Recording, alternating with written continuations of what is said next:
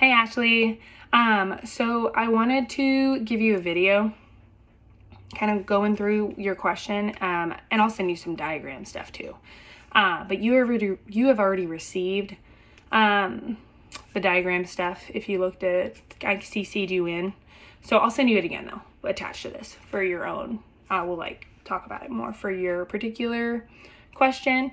But your question was, how do you correct when somebody cannot feel their glute in hinge motions? Such a good question. It's a big problem, and it is kind of complex because it's core related. So pelvic floor, it can be pelvic floor related. It could be the front of the core, like how well you can brace the front. There's a few things. So let me go through maybe the more common causes of it, and then like maybe some solutions, and then we'll talk more about it on the 17th. But I don't think you'll get all this. So anyways, all right, Zeke, excuse me. Zeke, go somewhere. So one really common cause of this is like an overactive back, center of gravity that's a little bit forward, maybe a longer core here, internally rotated pelvis, which would mean like a lot of space between the sit bone and the tailbone, too much space between the sit bone and the tailbone often, maybe like an internally rotated knee on that side. Like that's a common reason why somebody has a difficult time feeling the glute at the top of a motion. So like let's say you're seeing somebody going down in a squat, either this goblet squat up here or a low goblet squat down here.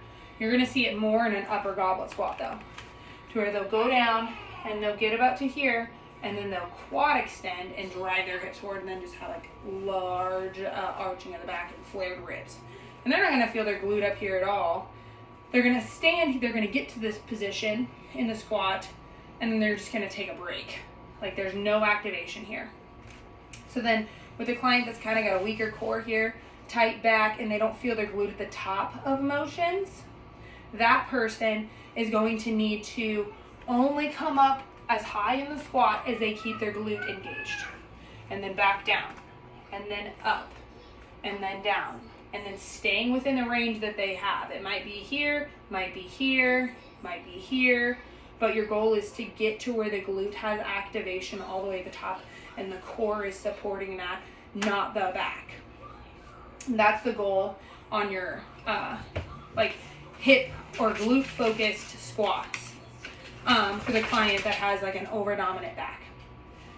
You can also do little tips. Like one of my favorite tips for this particular imbalance is getting a foam roller on the knee between the knee and the wall, because at the your client's not going to be able to quad extend and get their low back involved if they have to keep the foam roller from falling to the ground. They'll go down, and then they'll only be able to come up as high as they can come up with their glute, because the moment that they kick their quad and their low back in, the foam roller falls. So that's my favorite for people who are having a hard time feeling their glute at the top of a motion during a squat or a RDL. Like these ones are also helpful if you're wanting to do a hinge here.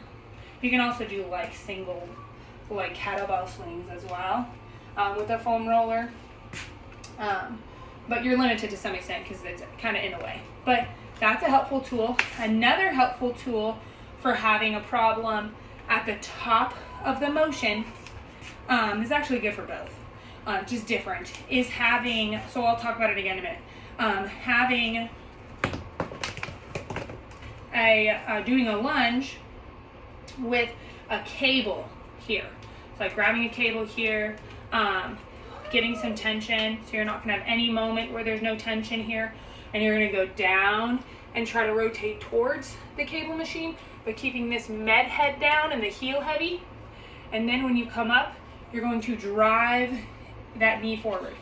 If you can get that foam roller on something, even better.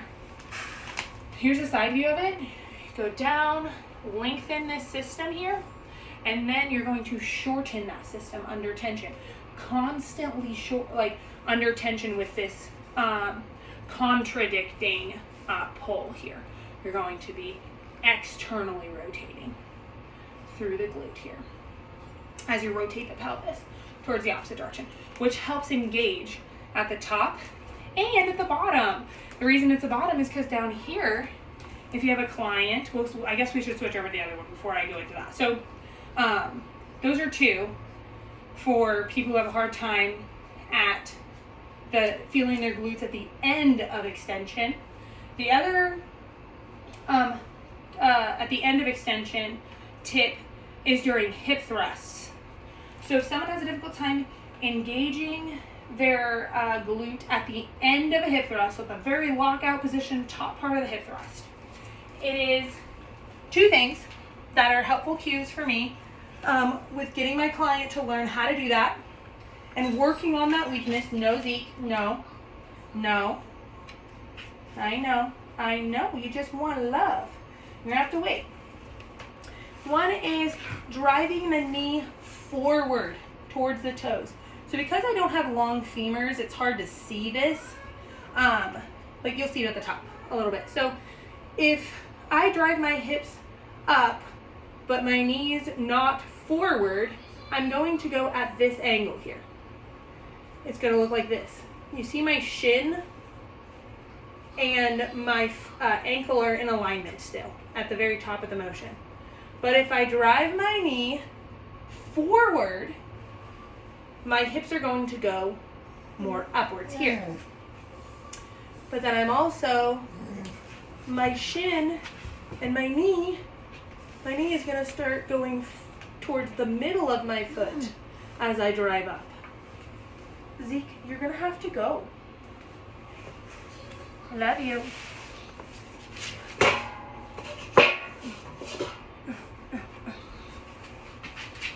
And also working on rib cage engagement as I drive up. So getting this nice and tight, driving knees forward, or curling my hamstrings, curling the ground underneath me. Okay, Zeke, get off of me. Okay, so that's not feeling your glute at the very top of a motion. If you're having a hard time getting your glutes to turn on at the bottom of a motion, that's going to be lack, well, I guess you have so long legs, it could be lack of external rotation as well. But that's going to be often lack of creating space between the glutes. And so you can turn the body towards that way, like if you're doing a lunge and you notice the client has a hard time getting up from this position under the weight, or their knee turns out too much and then they do something weird to get up, having them push through the first med head, getting their inner thigh on, turning their body slightly. You can do that cable row thing, and then having space between the sit bone and the tailbone here, and going up.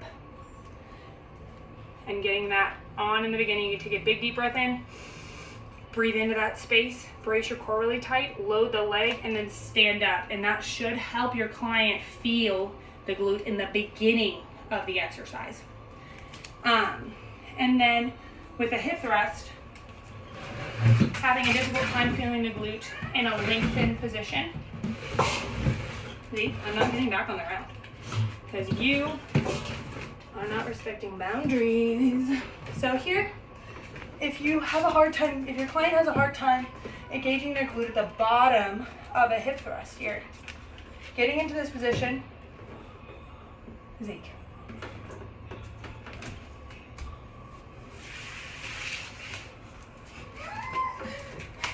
Getting into this position, taking a big inhale and trying to breathe into like your pelvic floor. Bracing your core super tight and then driving super heavy through the heels as you drive that knee forward in the beginning of the motion here is going to help engage the glute when it's long.